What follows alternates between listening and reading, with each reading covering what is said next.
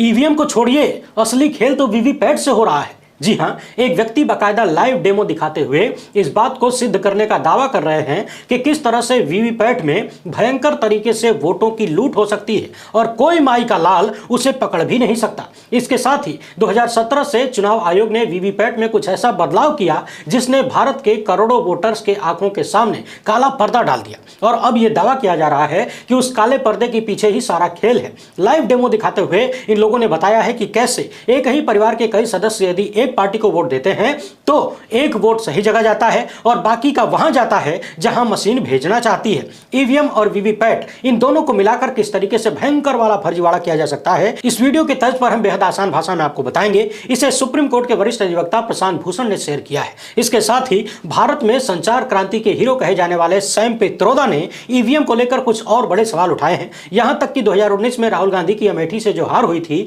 वहां पर भी प्रश्न चिन्ह खड़ा हुआ है और अब चर्चा अगले चुनाव में ईवीएम पर बैन की शुरू हो गई है। पत्रकार दयाशंकर मिश्र, जिन्होंने हाल ही में राहुल गांधी पर एक पुस्तक लिखी थी, हालांकि ये पुस्तक राहुल गांधी से ज्यादा भारत देश की परिस्थितियों पर है, लेकिन उस पुस्तक के बारे में हम बाद में बात करेंगे। फिलहाल दयाशंकर मिश्र ने भी ईवीएम और ओपिनियन पोल को लेकर कुछ महत्वपूर्ण बातें कही हैं। आज का ये वीडियो एक नागरिक के रूप में आप सबके लिए बेहद महत्वपूर्ण है और हाल फिलहाल में मध्य प्रदेश, राजस्थान, छत्तीसगढ़, तेलंगाना, मिजोरम के जो चुनाव हुए हैं, इन सब को मिलाते हुए ईवीएम पर जबरदस्त वाली चर्चा करेंगे और बात होगी कि कैसे लाइव डेमो दिखाकर ईवीएम वोट घोटाला का दावा इन लोगों ने किया है। इसके अलावा इन्होंने चुनाव आयोग को चुनौती तक दे डाली है। सारे मसले पर बेहद आसान भाषा में बात करेंगे, मगर आपसे अनुरोध बस इतना है कि वीडियो को अंत तक देखिएगा और खुद को समझने के बाद, खुद को समझाने के बाद अन्य लोगों को जरूर दिखाइएगा, क्योंकि अब यह चर्चा हर तरफ होने लगी है कि यदि अगले चुनाव में सावधानी नहीं बरती गई तो शायद भारत के इतिहास में, भारत के भविष्य में इसके बाद कोई चुनाव ही न हो पाए। बातचीत शुरू करने से पहले आप सभी से अनुरोध है कि यदि आप पहली बार देख रहे हैं तो फेसबुक पर हमारे पेज को फॉलो कर लीजिए, यूट्यूब पर सब्सक्राइब करके घंटा बजा दीजिएगा। इसके अलावा यदि आपको हमारा कार्यक्रम पसंद आता हो तो इस क्यूआर कोड या फिर मोबाइल नंबर का प्रयोग करते हुए हमें आर्थिक रूप से मजबूत करने का प्रयास जरूर करें, क्योंकि हम किसी धरना सेठ या राजनीतिक दल से चंदा नहीं लेते। स्वतंत्र पत्रकारिता को आप नागरिकों की जरूरत है। आइए सबसे पहले उस वीडियो की बात कर लेते हैं जिसे सुप्रीम कोर्ट के वरिष्ठ अधिवक्ता प्रशांत भूषण ने शेयर किया है। अब एक एक शब्द को आप ध्यान से सुनते जाइए और समझते जाइए कि किस प्रकार ईवीएम मशीन और वीवीपैट मिलकर वोटों का घोटाला करते हैं। शुरुआत करने से पहले मैं स्पष्ट कर देना चाहता हूं, यहां जो भी बात कहने जा रहा हूं वो सब कुछ इस वीडियो के माध्यम से है। इस वीडियो में जो कुछ बताया गया है उसी को आसान करने की कोशिश मैं कर रहा हूं, मेरी अपनी कोई रिसर्च नहीं है। मेरा जो मत है ईवीएम को लेकर वीडियो के अंत में उसे भी बता दूंगा। आप पिछले कई सालों से ईवीएम को लेकर बहुत सारे सवाल सुनते आ रहे हैं। अनेक राजनीतिक दलों समेत बहुत सारे कार्यकर्ताओं ने यह भी मांग की कि वीवीपैट में जितनी पर्चियां हैं कभी उसकी 25% गिन लो, कभी आधी गिन लो, कुछ लोग पूरी गिनने की भी बात करते हैं। सुप्रीम कोर्ट ने इसे समय की बर्बादी भी कर दिया, लेकिन अभी इस वीडियो में इन लोगों ने जो खुलासा किया है उससे ऐसा लगता है कि यदि आप पूरे देश की सारी वीवीपैट पर्चियों की गिनती भी कर लें तो भी चोरी पकड़ी नहीं जाएगी, चोरी पकड़ नहीं पाएंगे, क्योंकि चोरी करने का तरीका ही ऐसा बनाया गया है, इतना सोच समझकर बनाया गया है कि वो पकड़ी ना जा सके। ये वीडियो शेयर करते हुए प्रशांत भूषण ने लिखा है कि खुद देख लीजिए किस तरह से ईवीएम और वीवीपैट मशीनों में छेड़छाड़ हो सकती है। सिंबल लोडिंग के समय जो प्रोग्राम डाला जाता है उस समय इस तरह से किया जा सकता है। इसीलिए ज्यादा देश और बांग्लादेश भी वापस बैलेट पेपर की तरफ चले गए। पहले भाजपा के लोग भी बैलेट पेपर की मांग करते थे, अब सत्ता में आने के बाद बदल क्यों गए? वीवीपैट मशीन का कांच काला क्यों कर दिया गया? जी हां, और इस काले कांच के पीछे ही सारा खेल हो रहा है, ऐसा इस वीडियो में दावा किया गया है। क्या है काले कांच की पूरी कहानी? एक एक शब्द को जब आप ध्यान से सुनेंगे तभी समझ पाएंगे। इस वीडियो में इन्होंने ईवीएम मशीन और वीवीपैट की तरह खुद से कुछ मशीनें बनाई हैं और इसमें 3 कैंडिडेट को वोट डालने का ऑप्शन दिया है। यह सब कुछ एक उदाहरण के रूप में समझते जाइए। पहला कैंडिडेट है केला, दूसरा है सेब और तीसरा है खरबूज। इन्होंने इस वीडियो में वोट डालकर दिखाया है कि किस तरीके से एक ही कैंडिडेट को यदि एक से अधिक बार वोट दिया जाता है तो पहला वोट सही कैंडिडेट को जाता है, जबकि उसके बाद के जो भी कंटिन्यूअस वोट हैं वो मशीन अपने हिसाब से जिसे देना चाहेगी उसे दे देगी, यानी जिसे देने के लिए सेट किया गया होगा उसे दे देगी। जैसे मान लीजिए एक ही परिवार के 5 सदस्य एक साथ लाइन में खड़े हैं, वोट देने की बारी आई तो सबने लगातार एक ही पार्टी को वोट दिया, यानी 5 वोटर्स ने लगातार केले को वोट दे दी। हर बार ईवीएम की बटन दबाने के बाद वीवीपैट में लाइट जलती है और पर्ची पर छपा हुआ केला दिखता है। जब पहला वोट डाला जाता है तो केले की पर्ची दिखती है और वोट डालने वाला संतुष्ट हो जाता है कि मेरा वोट सही गया है। लेकिन ध्यान देने वाली बात यह है कि केले की पर्ची दिखती जरूर है लेकिन बक्से में गिरती नहीं है, वो पर्ची ऊपर ही लटकी रहती है, लेकिन वोटर देख नहीं पाता क्योंकि वीवीपैट का कांच काला कर दिया गया है और भीतर की लाइट लाइट 6 सेकंड बाद बंद हो जाती है और यह बदलाव साल 2017 में किया गया। यदि एक कांच पहले से ही ट्रांसपेरेंट होता तो दिखता कि पर्ची गिरी नहीं बल्कि ऊपर लटकी पड़ी है। अब आप सोच रहे होंगे कि पर्ची को ऊपर लटकाने से फायदा क्या है। मामला यह है कि एक वोट जो पड़ चुका है, अब यदि दूसरा वोटर भी, परिवार के अन्य सदस्य भी या फिर अलग अलग लोग भी केले को ही वोट डालते हैं तो केले की वही पुरानी पर्ची फिर से वोटर को दिखाई जाएगी। वही पुरानी पर्ची वहीं लगी रहेगी, लाइट जलेगी और आपको दिख जाएगी। यानी जो पिछला वोट पड़ा था केले को, उस वक्त की जो पर्ची दिखाई गई थी वो बक्से में गिरी नहीं, दोबारा लाइट जलेगी और वही केले की पर्ची दूसरे वोटरों को भी दिखाई जाएगी। इसी तरह से यदि लगातार कई सारे वोटर केले को ही वोट डालते हैं तो एक ही पर्ची दिखाकर सारे वोटरों को संतुष्ट कर दिया जाएगा और सारे वोटर अपने घर चले जाएंगे। लेकिन जब वीवीपैट की लाइट बंद होगी तब असली खेल सामने आएगा। इस वीडियो में यह दावा किया गया है कि केले को मिला पहला वोट तो केले को मिलेगा, लेकिन उसके बाद जितने भी लगातार वोट केले को दिए गए, कंटिन्यूअस वोट, वो सब मशीन उसे देगी जिसे देने के लिए उसे प्रोग्राम किया गया है। उन्होंने यह भी दावा किया है कि बाद में यह मशीन जिस पार्टी को वोट देना चाहेगी उसके लिए गिनती के अनुसार पर्चियां छापकर बक्से में भर देगी। यानी ईवीएम में पड़े वोटों की गिनती और पर्चियों की गिनती एकदम बराबर होगी, कहीं से कोई संदेह नहीं होगा। आप चाहे सारे पर्चियों का मिलान भी कर लेंगे तो भी पता नहीं चल पाएगा कि गड़बड़ी कहां पर हुई। इसके बाद इन्होंने यह भी कहा है कि आखिर क्या वजह थी कि साल 2017 के बाद से निर्वाचन आयोग ने वीवीपैट के कांच को काला कर दिया। क्या इसके पीछे कोई षड्यंत्र था? बाद में इनका यह भी कहना है कि अब एक ट्रांसपेरेंट एलईडी भी आ गई है। यदि इस काले कांच की जगह सफेद एलईडी भी लगा दी जाएगी तो भी वो ट्रांसपेरेंट दिखेगी, लेकिन होगी नहीं। कुल मिला जुलाकर इनका यह दावा है कि किसी भी रूप में ईवीएम और वीवीपैट यदि जारी रहता है तो फिर चुनाव प्रणाली पर भरोसा करना बेवकूफी है। यह मशीन पूरी तरह से चुनावी सिस्टम को खोखला बनाती है, इस पर बिल्कुल भरोसा नहीं करना चाहिए। इस वीडियो में इन्होंने कई सवालों के जवाब भी दिए हैं और कुछ सवाल पूछे भी। अब आपने यह भी सुना होगा कि चुनाव से पहले मॉक पोल होता है, यानी मशीनों की टेस्टिंग होती है। अलग अलग पार्टियों के लोगों को बुलाकर दिखाया जाता है कि देखिए मशीन में सब कुछ ठीक ठाक है, सब ठीक से काम कर रहा है। तो इस पर इन लोगों का कहना है कि ईवीएम में घड़ी लगी होती है, यानी उसमें पहले से क्लॉक है, घड़ी सेट है और उसको इस तरह से प्रोग्राम किया जा सकता है कि किस तारीख को किस समय से लेकर किस समय के बीच गड़बड़ी करनी है और किस समय पर ईमानदारी से काम करना है। इसके साथ ही इन्होंने यह भी कहा है कि सवाल यह भी है कि इस मशीन को यह कैसे पता चलेगा कि किस कैंडिडेट को जिताना है, किसको ज्यादा वोट देना है, किसका घटाना है, क्योंकि मशीन तो कई साल पहले बनाया गया, जबकि कैंडिडेट चुनाव से कुछ हफ्ते पहले ही निश्चित होता है। तो फिर मशीन को कैसे पता चलेगा कि किसका वोट बढ़ाना है, किसका घटाना है? इस पर इनका कहना है कि एक सवाल ऐसा है जिसे बहुत सारे लोगों ने चुनाव आयोग से पूछा नहीं और चुनाव आयोग ने कभी जवाब भी नहीं दिया। इनका कहना है कि वीवीपैट बना कुछ साल पहले, जबकि चुनाव में कैंडिडेट का निर्धारण 15-20 दिन पहले होता है। तो वीवीपैट को कैसे पता चलता है कि कौन से नंबर पे कौन सा कैंडिडेट है, किस पार्टी का है? तो फिर इस सवाल के जवाब में ये कहते हैं कि वोटिंग से कुछ दिन पहले वीवीपैट में एक फाइल अपलोड की जाती है। उस फाइल का नाम चुनाव आयोग ने कभी बताया नहीं, लेकिन इन्होंने जब अपने सूत्रों से पता लगाया तो उसका नाम बताया गया कैंडिडेट फाइल या फिर कैंडिडेट सिंबल फाइल। चुनाव से 15 दिन पहले ये कैंडिडेट सिंबल फाइल वीवीपैट में अपलोड की जाती है। ये फाइल बनती कहां है, सर्वर में, ये सर्वर कहां है, दिल्ली, बेंगलुरु या फिर कहीं और, ये किसी को पता नहीं है। चुनाव आयोग इसकी जानकारी नहीं देता है। ये कैंडिडेट सिंबल फाइल ही है जो वीवीपैट में ये कमांड डाल देता है कि चुनाव की तारीख फला फला है, उस तारीख को 10 बजे तक ईमानदारी से काम करना है, शुरुआत के इतने वोटों तक ईमानदारी से काम करना है, इसके बाद जब वोट पड़ेंगे तो इस कैंडिडेट को इतने प्रतिशत वोट बढ़ा कर देना है। यानी इनके अनुसार चुनाव के 15 दिन पहले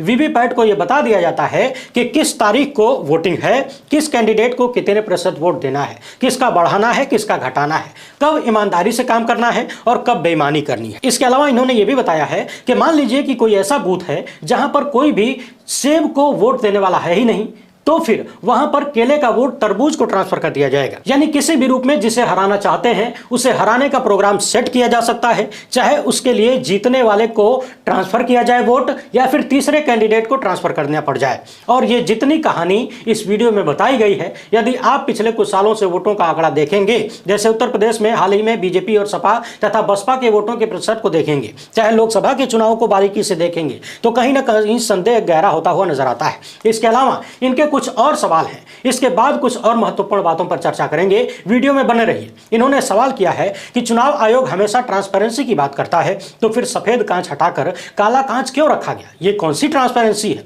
इसके साथ ही इनका यह भी दावा है कि अब यदि यहां पर सफेद कांच लगा भी दिया जाए तो भी कोई फायदा नहीं है, क्योंकि तकनीकी बदल चुकी है। एक ट्रांसपेरेंट एलईडी आ चुकी है जो देखने में सफेद होगी मगर उसके बावजूद छेड़छाड़ हो सकती है, आप देख नहीं पाएंगे। यानी इनके अनुसार वीवीपैट पर्चियों का 25% मिलान कर लीजिए, 50% मिलान कर लीजिए या फिर 100% मिलान कर लीजिए, कोई लाभ होने वाला नहीं है। यदि इस मशीन पर और इस पर उठ रहे सवालों से बचना है तो पूरी तरह से इसे हटाने पर जोर देना होगा। अब यहां एक बात और ध्यान देने वाली है, जब भी आप वोट डालने जाते हैं तो आपने भी महसूस किया होगा कि एक पार्टी के समर्थक एक साथ वोट देने जाते हैं या फिर एक पूरा परिवार एक साथ वोट देने जाता है। किसी बस्ती में जिस भी पार्टी के वोटर ज्यादा होते हैं या कम भी होते हैं तो जो जिस पार्टी का समर्थक होता है वो साथ साथ वोट देने की जाने की कोशिश करते हैं, एक साथ लाइन में खड़े होते हैं। यानी यदि वोटर एक साथ जाकर किसी एक पार्टी को वोट दे रहे हैं, एक कैंडिडेट को वोट दे रहे हैं, तो वहां पर कंटिन्यूअस वोटों में पहला वोट ईमानदारी से जाएगा, बाकी वोटों के साथ कुछ भी हो सकता है। इस वीडियो के अनुसार इस वीडियो में जिस तारीख का प्रयोग किया गया है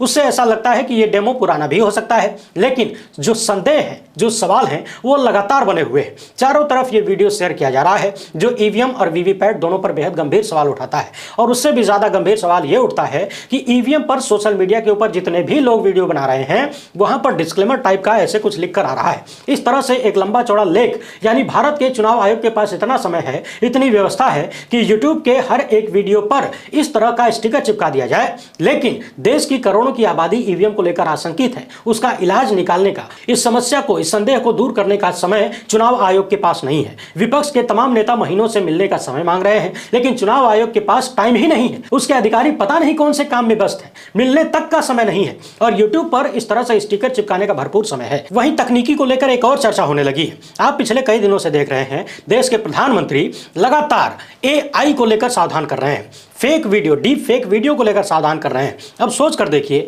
यदि तकनीकी की मदद से किसी भी व्यक्ति की आवाज, उसका चेहरा, उसका हाव भाव सब कुछ तैयार किया जा सकता है, आप पहचान ही नहीं पाएंगे कि कौन असली है कौन नकली है। यदि तकनीकी यहां तक पहुंच गई है तो फिर ईवीएम में कुछ नहीं हो सकता, या ये कहना, ये दावा करना मूर्खता से कम कहा जा सकता है। आइए अब बात करते हैं सैम पित्रोदा की। इसके बाद हाल फिलहाल में हुए चुनाव पर कुछ महत्वपूर्ण बातें करने हैं, बने रहिएगा। सैम पित्रोदा भारत के सबसे प्रमुख तकनीकी विशेषज्ञों में से एक हैं। मशीनों और तकनीकी के बारे में हमसे, आपसे, यानी आम आदमी की तुलना में निसंदेह बहुत ज्यादा जानकारी रखते हैं। इनका कहना है कि ईवीएम को अपने हिसाब से कंट्रोल किया जा सकता है, उसमें दखल बिल्कुल संभव है। भारत में इस समय उपयोग की जा रही ईवीएम मशीनें स्टैंड अलोन नहीं है, यानी अकेली नहीं है। ईवीएम मशीन के साथ जब वीवीपैट मशीन से जोड़ दिया गया था तभी से ये सारी समस्याएं शुरू हुई हैं। वीवीपैट एक अलग डिवाइस है जिसमें हार्डवेयर और सॉफ्टवेयर दोनों होता है। वीवीपैट को ईवीएम से जोड़ने के लिए एक स्पेशल कनेक्टर इस्तेमाल किया जाता है, इसे एसएलयू कहते हैं।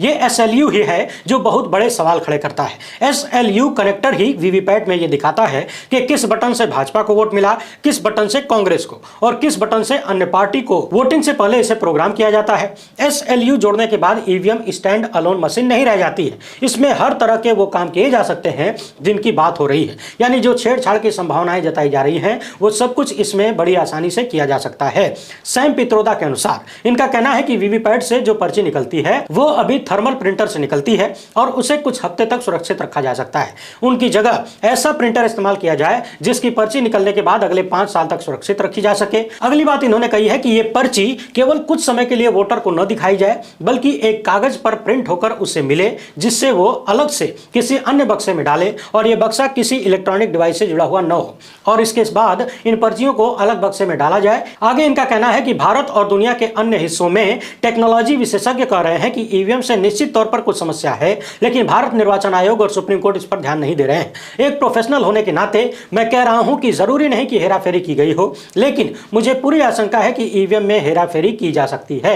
मैं इस बात को स्वीकार नहीं कर सकता कि ईवीएम में सब कुछ ठीक है। ईवीएम को लेकर विश्वास का संकट खड़ा हो गया है। राजनीतिक दलों को ईवीएम के खिलाफ आंदोलन चलाना चाहिए, हस्ताक्षर अभियान चलाना चाहिए, जागरूकता अभियान चलाना चाहिए। जरूरत पड़े तो नौजवानों को इसके खिलाफ सड़क पर उतरकर आंदोलन करना चाहिए। राजनीतिक दलों को ईवीएम से चुनाव के बहिष्कार के विकल्प पर भी विचार करना चाहिए। सैम पित्रोदा ने कहा है कि मैं जल्द ही तकनीकी विशेषज्ञों के साथ राष्ट्रीय और अंतर्राष्ट्रीय मीडिया के सामने ईवीएम पर एक प्रेस कॉन्फ्रेंस करने की योजना बना रहा हूं। राहुल गांधी भी ईवीएम के मुद्दे को लेकर गंभीर हैं। इस पर सैम पित्रोदा से राहुल गांधी की बातचीत भी हुई है। यह स्वीकार करना संभव नहीं है कि 2019 के लोकसभा चुनाव में ईवीएम से छेड़छाड़ के बिना राहुल गांधी अमेठी से चुनाव हार गए। यानी कि अमेठी में राहुल गांधी की जो 2019 में हार हुई थी उसमें भी ईवीएम का रोल बताया जा रहा है। यहां पर सैम पित्रोदा ने एक वही महत्वपूर्ण बात कही है जो हम पिछले कई साल से कह रहे हैं। आखिर क्यों बार बार सारे विपक्षी दल चुनाव हारने के बाद ही सवाल उठाते हैं? यदि ईवीएम पर संदेह है तो फिर ईवीएम के भरोसे चुनाव में उतरते ही क्यों हैं? यदि सारी विपक्षी पार्टियां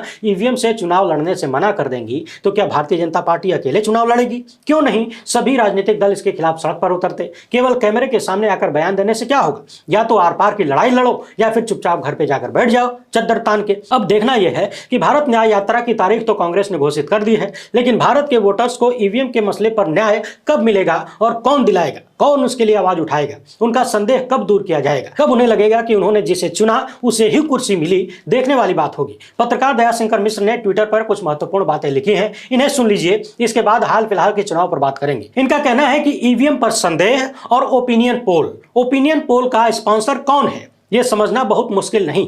भारतीय मीडिया का मालिक एक ही है।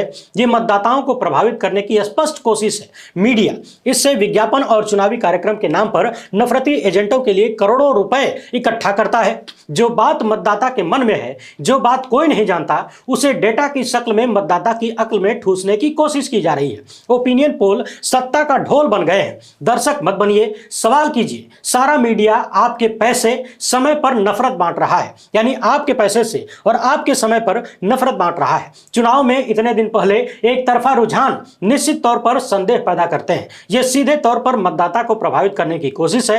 एक तरफ गोदी मीडिया और नफरती प्राइम टाइम जनता के विवेक को भारी चट्टानों में लपेटकर पाताल लोक की तरफ ले जा रहे हैं। दूसरी ओर ओपिनियन पोल से इसे सही ठहराने की तैयारी है। लोकतंत्र केवल सरकार की जिम्मेदारी नहीं, हमारा मीडिया विपक्ष को अवैध ठहराने में जुटा हुआ है। यह पूरी तरह तानाशाही से प्रेरित सप्ताह का एजेंडा है। ओपिनियन पोल्स की लोकतांत्रिक वैधता शून्य है। इसका आविष्कार विशुद्ध आर्थिक गतिविधि है, यानी कि ओपिनियन पोल के पीछे सिर्फ और सिर्फ पैसा है। ऐसे समय में जब ईवीएम पर हर तरफ से सवाल उठ रहे हैं, विश्व के केवल 20 देश में चुनाव के लिए ईवीएम इस्तेमाल की जाती है। इसमें से 6 देशों में अभी ईवीएम परीक्षण से ही गुजर रही है। दुनिया के तमाम बड़े विकसित और आधुनिकतम तकनीकी रखने वाले देश, जिनमें अमेरिका भी शामिल है, ईवीएम का प्रयोग नहीं कर रहे हैं। अमेरिका में वोटिंग के परंपरागत तरीके बैलेट पेपर पर ही भरोसा किया जाता है। इंग्लैंड और फ्रांस ने तो कभी ईवीएम का उपयोग किया ही नहीं। ऐसे देश भी हैं जिन्होंने ईवीएम के इस्तेमाल के बाद इस पर बैन लगा दिया, यानी टेस्ट किया, इस्तेमाल किया, लगा कि गड़बड़ है और हटा दिया। अमेरिका के अलावा जर्मनी और नीदरलैंड्स तथा इटली भी इसमें शामिल हैं जिन्होंने इस पर बैन लगा दिया। ईवीएम पर बैन लगाने की वजह सिक्योरिटी और एक्यूरेसी के सवाल थे। वैज्ञानिक चेतना का अर्थ मशीन का इस्तेमाल नहीं होता। विशेषज्ञ मानते हैं ईवीएम से चुनाव नहीं होना चाहिए, क्योंकि तकनीकी को ताकतवर कंट्रोल कर सकते हैं, यानी जो ताकतवर हैं, जो मालदार हैं, जो सत्ता में हैं, वो इसका इस्तेमाल अपने हिसाब से कर सकते हैं। पहले ओपिनियन पोल से माहौल बनाइए, फिर ईवीएम से उसी को सही साबित कर दीजिए। अशोका यूनिवर्सिटी के प्रोफेसर सब्यसाची दास का इस्तीफा तो आपको याद ही होगा। सब्यसाची के रिसर्च पेपर में कहा गया था कि भारतीय जनता पार्टी ने 2019 के लोकसभा चुनाव में करीबी मुकाबले वाली संसदीय सीटों पर असंगत तरीके से वोट हासिल किए, खासकर उन राज्यों में जहां पर उस समय सत्तारूढ़ पार्टी थी। सब्यसाची दास के बारे में हमने आपको विस्तार से बताया था। कई बार इसकी चर्चा हुई कि उन्होंने अपने रिसर्च में यह दावा किया था, यह खुलासा किया था, आरोप लगाया था कि जिन भी राज्यों में भारतीय जनता पार्टी की सरकार थी, उन राज्यों में जहां पर कम वोटों का अंतर था, वहां ज्यादातर अजीब तरीके से बीजेपी का कैंडिडेट जीत गया। कैसे जीत गया, यह सवाल है। पत्रकार दयाशंकर मिश्र आगे लिखते हैं कि जिनमें राम का हाथ पकड़कर उनको सहारा देने का बल है, यानी जो इतनी हिम्मत कर सकते हैं कि राम को उंगली पकड़कर चलाना सिखा दें, वो बैलेट पेपर से क्यों डरते हैं? ईवीएम पूरी तरह से तकनीकी और टेक्नोक्रेट के शिकंजे में है।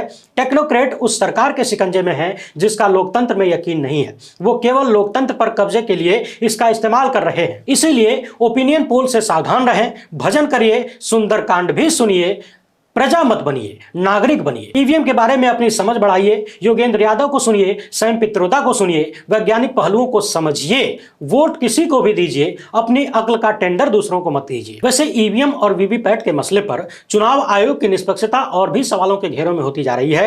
लोग अपने अपने हिसाब से मशीन बनाकर डेमो दिखा रहे हैं। चुनाव आयोग किसी के हाथ में मशीन देने को तैयार नहीं है। सवाल उठता है कि यदि सब कुछ सही है तो फिर एक्सपर्ट के हाथ में मशीन देने से डर कैसा? यहां एक बात और ध्यान देने वाली है, यदि कोई एक्सपर्ट एक्सपर्ट अपना जुगाड़ लगाकर कहीं से कोई मशीन का इंतजाम कर ले और उसका डेमो दिखाते हुए फर्जीवाड़े का खुलासा कर दे, बता दे कि कैसे इसमें गलत काम किया जा सकता है, तो फिर उसे मशीन चोरी के मामले में गिरफ्तार भी कर लिया जाता है। और यह काम कांग्रेस की सरकार में हो चुका है। आंध्र प्रदेश के एक इंजीनियर हरिप्रसाद ने सरेआम टीवी चैनल पर बैठकर ईवीएम हैक करके दिखाया था, उसमें छेड़छाड़ करके दिखाया था और स्टूडियो के बाहर निकलते ही उन्हें गिरफ्तार कर लिया गया। तो सवाल यह है कि यदि आप मशीन किसी के हाथ में देंगे नहीं, कोई कहीं से लाकर पोल खोल दे तो गिरफ्तार कर लेंगे, तो फिर जनता ऐसी चीजों को देखकर आश्वस्त कैसे होगी और ज्यादा संदेह पैदा होगा। लोकतंत्र का मतलब होता है विश्वास और भरोसा। आज जिस तरीके से निर्वाचन आयोग को लेकर तमाम सवाल उठ रहे हैं, क्या ऐसे में किसी भी हरकत पर आम आदमी विश्वास कर सकता है? एक तरफ भारतीय जनता पार्टी के नेता, खुद प्रधानमंत्री भी लगातार आचार संहिता के नियमों का उल्लंघन करते हैं, कथित तौर पर देखे जाते हैं। चुनाव आयोग कोई कार्रवाई नहीं करता, जबकि विपक्षी नेताओं को लगातार निशाने पर रखा जाता है। चुनाव के बीच ही प्रधानमंत्री अलग अलग तरीके की घोषणाएं कर देते हैं, जमकर पैसा बांटा जाता है। जब ऐसे खुलेआम हो रही चीजों पर चुनाव आयोग कार्रवाई नहीं करता, तो फिर भीतर भीतर क्या हो सकता है, इस बात का भरोसा जनता को कैसे दिलाया जाएगा? और इन सब के बावजूद आपने देखा है कि पिछले कुछ ही महीनों में सुप्रीम कोर्ट के चीफ जस्टिस डीवाई चंद्रचूड़ ने निर्वाचन आयोग के आयुक्तों की नियुक्ति को लेकर एक फैसला दिया। उन्होंने कहा कि आयुक्तों की नियुक्ति में प्रधानमंत्री, विपक्ष के नेता और सुप्रीम कोर्ट के चीफ जस्टिस होंगे। लेकिन मोदी सरकार को यह बात पसंद नहीं आई। सरकार चाहती है कि निर्वाचन आयोग के बड़े बड़े अधिकारियों का चयन प्रधानमंत्री, उनका एक मंत्री और विपक्ष के नेता मिलकर करें। अब सवाल यह है कि यदि सरकार चुनाव प्रणाली में और निर्वाचन आयोग में लोगों का भरोसा बनाए रखना चाहती है, तो फिर वहां पर अपनी मर्जी के लोगों को घुसाने के लिए इतनी आतुर क्यों है? एक तरफ आप कह रहे हैं कि हम परीक्षा में नकल नहीं करेंगे और दूसरी तरफ चाहते हैं और प्रयास कर रहे हैं कि परीक्षा हाल में जितने भी पर्यवेक्षक ड्यूटी पर रहें, सब मेरे घर वाले रहें, मेरे अपने रहें, मेरे वफादार रहें। तो आपके वफादार परीक्षा हाल में यदि आपको नकल नहीं करवाएंगे,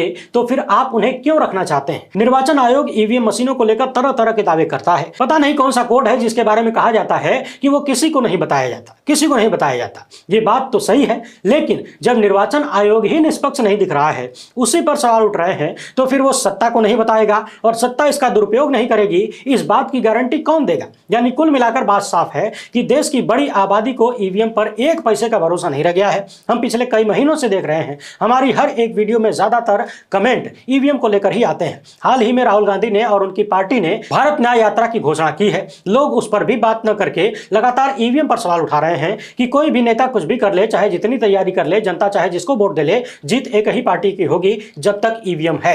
देखना यह है कि राहुल गांधी अपनी इस यात्रा में ईवीएम को लेकर भी कोई फैसला लेते हैं, उस पर भी कुछ काम होता है या फिर ऐसे ही सब कुछ चलता रहता है। हाल ही में आपने देखा मध्य प्रदेश, छत्तीसगढ़ और राजस्थान के जो भी विधानसभा के चुनाव हुए, राजस्थान को लेकर तो मान लीजिए थोड़ी बहुत लोगों के बीच संदेह था कि वहां पर कोई भी जीत सकता है, लेकिन मध्य प्रदेश में जिस तरीके की जीत भारतीय जनता पार्टी की हुई, वो किसी ने भी कल्पना नहीं की थी, सबकी कल्पना से परे था। आज भी लोगों को यकीन करना मुश्किल हो रहा है कि यदि बीजेपी बहुमत के आसपास होती तो भी लोग पचा पाते, लेकिन अचानक से इतना बड़ा बहुमत कैसे मिल गया? इसी तरह से छत्तीसगढ़ के मामले में भी संदेह और भी गहराता जा रहा है। आज भी लोग सवाल कर रहे हैं कि आखिर कैसे छत्तीसगढ़ में गोदी मीडिया के सारे एग्जिट पोल, ओपिनियन पोल, सब कुछ, और जो पत्रकार जमीन पर पहुंचकर लोगों से बात कर रहे थे, वो भी सब एक साथ फेल कैसे हो गए? जिस छत्तीसगढ़ में सबने कांग्रेस की मजबूत सरकार बनने का दावा किया था, वहां बीजेपी इतनी मजबूत स्थिति में कैसे आ गई? ये लोगों के सवाल हैं जो मैं लोगों के सामने रख रहा हूं। ये सवाल बार बार उठता है कि जो लोग दूर से राज्यों के चुनाव को देख रहे थे, उनका आकलन गलत हो या सही हो वो अलग बात है, लेकिन खुद गोदी मीडिया के बड़े बड़े चैनलों का आकलन पूरी तरह से फर्जी कैसे निकल गया?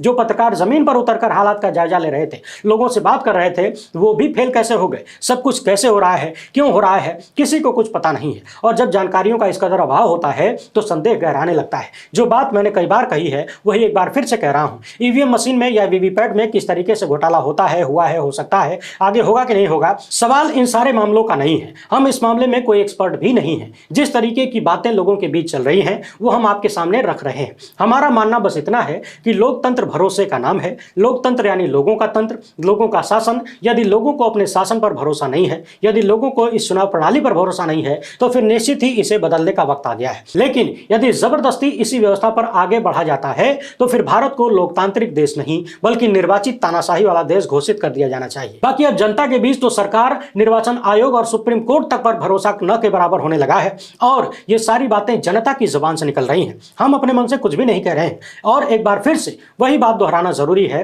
कि जिन भी राजनीतिक दलों को मशीनों पर संदेह है वो सड़क पर उतरे, फिर देखें कि जनता उनका साथ किस कदर देती है। और यदि कोई सुनवाई नहीं होती है तो फिर चुनाव में उतरने से ही इनकार कर दें। यदि सारे विपक्षी दल चुनाव नहीं लड़ेंगे तो कोई भी पार्टी अकेले चुनाव में नहीं उतरेगी। और जहां तक बात वोटों की गिनती में लगने वाले समय की है, तो चुनाव परिणाम में होने वाली देरी है तो देश की जनता उसके लिए तैयार है। है। किसी को इतनी जल्दी नहीं है कि वोट का रिजल्ट, चुनाव का रिजल्ट एक ही दिन में चाहिए। चुनाव का रिजल्ट 4 दिन में आए, 5 दिन में आए, हफ्ते भर में आए, चाहे 10 दिन में आए, चाहे 20 दिन में ही क्यों ना आए, लोग इंतजार कर लेंगे। लोकतंत्र को बचाने में समय और पैसा महत्वपूर्ण नहीं है, विश्वास महत्वपूर्ण है। वीडियो पसंद आई हो तो लाइक और शेयर जरूर करें। पहली बार देख रहे हैं तो चैनल को सब्सक्राइब कर लीजिए। हमसे जुड़ने के लिए बहुत बहुत धन्यवाद। जय हिंद।